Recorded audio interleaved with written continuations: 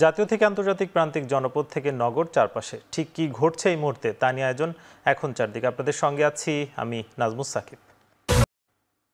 July August গণঅভ্যুত্থানে আহতদের সুচিকিৎসা সহ বিভিন্ন দাবি দেওয়ার বিষয়ে করণীয় ঠিক করতে স্বাস্থ্য মন্ত্রণালয়ের 6 উপদেষ্টার সাথে বৈঠক চলছে।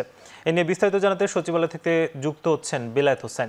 বেলায়েত, জানাবেন যে বৈঠক কি এখনো চলছে কিনা এবং বৈঠকের সবশেষ কি তথ্য আছে আপনার কাছে?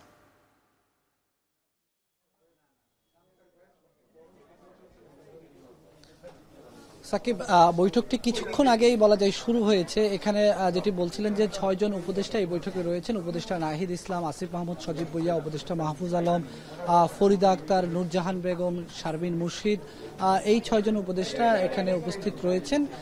তাদের সঙ্গে এখানে বৈষম্য বিরোধী ছাত্র আন্দোলনের আহ্বায়ক হাসনাত আবদুল্লাহ রয়েছেন, জুলাই স্মৃতি ফাউন্ডেশনের সাধারণ সম্পাদক সার্জিস রয়েছেন এবং এই বৈঠকে শতাধিক আহত শিক্ষার্থী এবং অন্যরাও রয়েছেন যারা জুলাই গণ অভ্যুত্থানের সময় যারা বিভিন্নভাবে আহত হয়েছেন, যাদের বিভিন্ন অঙ্গহানি হয়েছে এই আন্দোলন করতে গিয়ে। মূলত আজকে আমরা দেখেছি যে দুপুর 2টায় এই বৈঠকটি হওয়ার কথা ছিল, কিন্তু এই বৈঠক নিয়ে নানা ধরনের নাটকীয়তা এখানে তৈরি হয়েছে। বিশেষ করে যারা আহত শিক্ষার্থী যারা এসেছেন তাদের মধ্যে এখানে এক ধরনের প্রথম দিকে বিভক্তি ছিল যে তাদের মধ্য থেকে কারা এই বৈঠকের প্রতিনিধিত্ব করবে। এইটাকে সমন্বয় করতে গিয়ে আমরা দেখেছি বেশ কিছুক্ষণ হাসনাত আবদুল্লাহ এবং সার্জিস আলম তাদের সঙ্গে বেশ কিছুক্ষণ কথা বলে কোনো সমাধানে না আসতে পেরে সবাইকে বৈঠকে রেখে 6 জন উপদেষ্টা তাদের সঙ্গে আলোচনা চালিয়ে যাচ্ছেন। কিছুক্ষণ আগে আমরা বৈঠকের ভেতর থেকে এক ধরনের উল্লাস ধ্বনি শুনেছি। তার অর্থই তারা যে আসলে যে দাবি দাওয়াগুলো সরকারের কাছে রাখছেন এর মধ্যে হয়তো কোনো দাবি দাওয়া পূরণের আশ্বাস তারা হয়তো পেয়েছেন। তাদের দাবি দাওয়াগুলোর মধ্যে কিন্তু যেই বিষয়টি, যে অভিযোগটি তাদের মধ্যে থেকে এসেছে সেটি হচ্ছে যে এই যে জুলাই অভ্যুত্থানের 3 মাস পেরিয়ে গেলেও এখনো তাদের সুচিকিৎসার ব্যবস্থা করা হয়নি। তাদের চিকিৎসায় নানা ধরনের অবহেলার অভিযোগ রয়েছে। সে কারণে তারা গতকাল রাতে তারা রাস্তায় নেমেছিল, আন্দোলন করেছিল, সড়ক অবরোধ করেছিল। সেখানে কয়েকজন উপদেষ্টা গিয়ে তাদেরকে শান্ত করে তাদেরকে সেই ধারাবাহিকতা আজকের এই বৈঠক এবং এই বৈঠকে তারা বেশ কিছু লিখিত দাবি দাওয়া নিয়ে এসেছে। এর মধ্যে তাদের সুচিকিৎসা, তাদেরকে রাষ্ট্র সংস্কারে তাদের মতামত গ্রহণ এবং আওয়ামী লীগকে নিষিদ্ধ করা সহ নানা ধরনের দাবি তাদের মধ্য থেকে রয়েছে। তো এই বৈঠকটি চলছে, আমরা দেখছি উপদেষ্টারা তাদের সঙ্গে কথা বলছেন। কিছুক্ষণের মধ্যে হয়তো উপদেষ্টা পরিষদ থেকে আমাদেরকে ব্রিফিং করা হবে, আহতদের মধ্যে থেকে কথা বলা হবে এবং তাদের মধ্যে কি সিদ্ধান্ত হয়েছে সেটি তখনই জানা যাবে। তো এই ছিল আমার কাছে এখনকার মতো, পরবর্তীতে আরো জানিয়ে দেওয়ার চেষ্টা করব। সাকিব, জুলাই গণঅভ্যুত্থানে আহতদের সঙ্গে উপদেষ্টাদের যে বৈঠক চলছে সে খবর জানাচ্ছিলেন বেলায়েত হোসেন।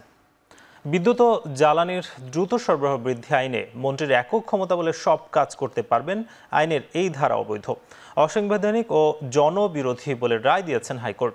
বিদ্যুতের কোনো চুক্তি নিয়ে প্রশ্ন তোলা যাবে না, এই ধারাও বাতিল করা হয়েছে। বৃহস্পতিবার বিচারপতি ফারা মাহবুব এবং বিচারপতি দেবাশিস রায় চৌধুরীর হাইকোর্ট বেঞ্চ এ রায় দেন। কুইক রেন্টাল প্রজেক্টের বিশেষত্ব হলো যে তারা বিদ্যুৎ সরবরাহ করুক বা না করুক তারা পুরো টাকা পাবে। মানে 100 মেগাওয়াটের বিদ্যুৎ কেন্দ্র সে 20 মেগাওয়াট সাপ্লাই দিচ্ছে, কিন্তু 100 মেগাওয়াটেরই টাকা পাবে। অর্থাৎ এটা লুটপাটের বিশেষ বিধান আইন হয়ে গেছে। তো ওই জন্যই আদালত এই 6(2)কে অসাংবিধানিক ঘোষণা করেছেন। এই যে এটা কোনো আনলিমিটেড অসীম ক্ষমতা এক ব্যক্তিকে দেওয়া হয়েছে, এইটা একটা প্রজাতন্ত্রে হতে পারে না। জুলাই গণঅভ্যুত্থানে আহতরা চিকিৎসা পেলেও আর্থিক সহযোগিতা পাননি। বৃহস্পতিবার সকালে রাজধানীর অর্থোপেডিক হাসপাতালে জুলাই আন্দোলনে আহতদের খোঁজ খবর নিতে গিয়ে কথা বলেন বিএনপির স্থায়ী কমিটির সদস্য সালাউদ্দিন আহমেদ। তিনি বলেন, যারা গুরুতর আহত তাদের উন্নত চিকিৎসার জন্য বিদেশে পাঠানোর দাবি জানায় বিএনপি। নতুন বাংলাদেশে ফ্যাসিবাদী শক্তি কিভাবে রাজনীতি করার অধিকার চায় তা নিয়েও প্রশ্ন তোলেন বিএনপির স্থায়ী কমিটির সদস্য সালাউদ্দিন আহমেদ।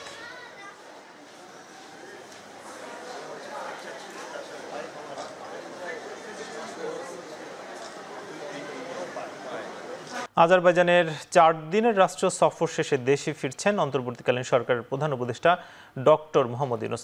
বৃহস্পতিবার সন্ধ্যা 7টায় হযরত শাহজালাল আন্তর্জাতিক বিমানবন্দরের বহির্গমন টার্মিনালে বহির্গমন লাউঞ্জ উদ্বোধন করবেন তিনি। এর আগে জাতিসংঘ বার্ষিক জলবায়ু সম্মেলন COP29-এর লিডার্স ক্লাইমেট অ্যাকশন সামিটে ভাষণ দেন প্রধান উপদেষ্টা। এ সময় পৃথিবী সুরক্ষায় জিরো কার্বন ভিত্তিক জীবনধারার আহ্বান জানান তিনি। সম্মেলনে অংশ নেওয়ার পাশাপাশি তুরস্কের প্রেসিডেন্ট ও আরব আমিরাতের প্রেসিডেন্ট সহ ২০ জন বিশ্ব নেতা সাক্ষাৎ করেন ডক্টর মোহাম্মদ ইউনূসের সঙ্গে।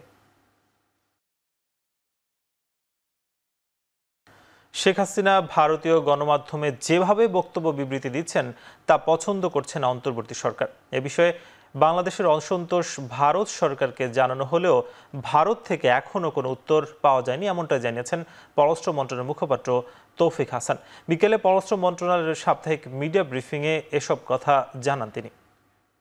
আমরা যখন বাংলাদেশে নিযুক্ত ভারতীয় হাই কমিশনারের কাছে বিষয়টি উত্থাপন করেছি, তিনি বলেছেন তিনি তার সরকারের কাছে এটি পেশ করবেন। আমরা আসলে সত্যিকার অর্থে অফিসিয়ালি কোনো রেসপন্স পাইনি, বা তারা বিষয়টি দেখবেন এরকম জানিয়েছেন। জাতীয় সংসদে নিজ দলের বিরুদ্ধে ভোট দেওয়া সংক্রান্ত সংবিধানের ৭০ অনুচ্ছেদ বাতিল চেয়েছে জামায়াতে ইসলামী। সংবিধানের ৫ম সংশোধনী বাতিলের রুলের শুনানিতে বিষয়ে আইনি যুক্তি দিয়েছেন দলটির আইনজীবী শিশির মনির। বাংলাদেশের যে ডেমোক্রেটিক ক্যারেক্টার আছে, রাজনৈতিক প্রতিযোগিতা আছে, কেয়ারটেকার গভর্নমেন্ট সিস্টেমটাকে বাতিল করে ইলেকশন মেকানিজমটাকে ধ্বংস করা হয়েছে। এই জন্য এই ৫ম সংশোধনী বাতিল করে দেওয়া উচিত। দু একটি বিধান রেখে বাকি সবগুলোই কর্তৃত্বপরায়ণ সরকার ব্যবস্থাকে স্থায়ী করেছে। একজন সংসদ সদস্য উপযুক্ত মনে করলে নিজ দলের মতামতের বিরুদ্ধেও মতামত পেশ করার স্বাধীনতা রাখেন। যদি তাই হয়ে থাকে তাকে লিবার্টিটুকু দেওয়া উচিত। এই জন্য ৭০কেও আমরা বাতিল চেয়েছি। আমন ধান বাজারে এলে চালের দাম কমতে শুরু করবে বলে জানিয়েছেন খাদ্য উপদেষ্টা আলী ইমাম মজুমদার। এছাড়া বাজার নিয়ন্ত্রণে অভ্যন্তরীণভাবে আমন ধান সংগ্রহের পাশাপাশি ১.৫ লাখ টন চাল আমদানির জন্য এলসি খোলা হয়েছে। সকালে খাদ্য অধিদপ্তরের সমন্বয় সভা শেষে এ কথা বলেন তিনি। বেসরকারিভাবে ১৩৪ জনকে ১০,৭২,০০০ টন আমদানির অনুমতি দেওয়া হয়েছে। মিল মালিকদের দৌরাত্ম্য কমানোর পাশাপাশি কৃষক যাতে ন্যায্য মূল্য পায় সে ব্যাপারে সরকার সচেষ্ট বলে জানান উপদেষ্টা। পাশাপাশি চাল আমদানির উপর জিরো ট্যারিফ ও বাম্পার উৎপাদনের কারণে চালের দাম শিগগিরই নিয়ন্ত্রণে আসবে বলেও জানান উপদেষ্টা। মধ্যবিত্ত বাজার আমি নিজেই বাজার করি, বড় মিলগুলো যারা কয়েক হাজার টন মজুত রাখতে পারে। বাণিজ্যিক সুবিধা বাড়াতে বেনাপোল স্থলবন্দরে আধুনিক সুবিধা সম্বলিত কার্গো ভেহিকেল টার্মিনালের উদ্বোধন করেছেন শ্রম ও কর্মসংস্থান মন্ত্রণালয়ের উপদেষ্টা অবসরপ্রাপ্ত brigadier general M Shakhawat Hossain. দুপুরে এম শাখাওয়াত হোসেন টার্মিনালটির উদ্বোধন করেন। ৪১ একর জায়গার উপর নির্মিত অত্যাধুনিক এই টার্মিনালে রাখা যাবে প্রায় ১৫০০ ভারতীয় ট্রাক। এতে বন্দর এলাকার দীর্ঘদিনের যানজট নিরসনের পাশাপাশি প্রসার ঘটবে আমদানি বাণিজ্যের, বাড়বে রাজস্ব আয়। এই টার্মিনালে থাকছে পার্কিং ইয়ার্ড, কার্গো ভবন, ফায়ার স্টেশন, ইউটিলিটি ভবন, রান্না ও বিশ্রামাগার, সেবা ভবন সহ নানা সুবিধা।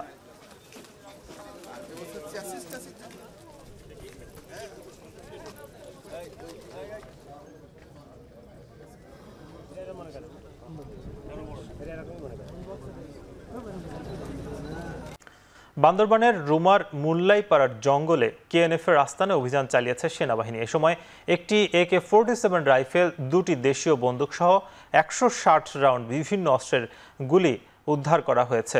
বৃহস্পতিবার সকালে সেখানে অভিযান শুরু করে নিরাপত্তা বাহিনীর সদস্যরা।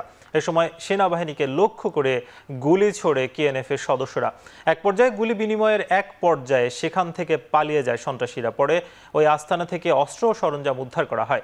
বিষয়টি নিশ্চিত করেছেন সেনাবাহিনীর রুমা জোনের অধিনায়ক লেফটেন্যান্ট কর্নেল আরাফাত আমিন।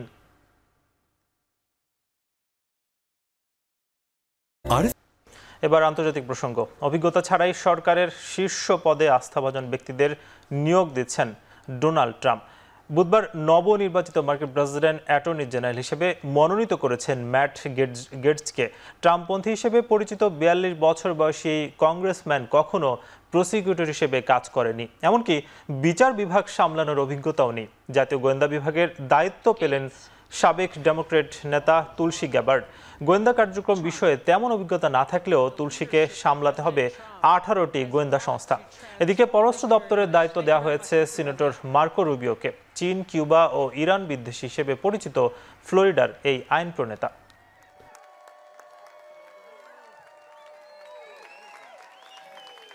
শেষ করছি এখন চারদিকে। এখন টেলিভিশন ওয়েবসাইটে দেখতে ভিজিট করুন www.ekon.tv। এছাড়া ফেসবুকে দেখতে ভিজিট করুন facebook.com/tv.ekon। এছাড়া ইউটিউবে দেখতে ভিজিট করুন youtube.com/c/ekontv।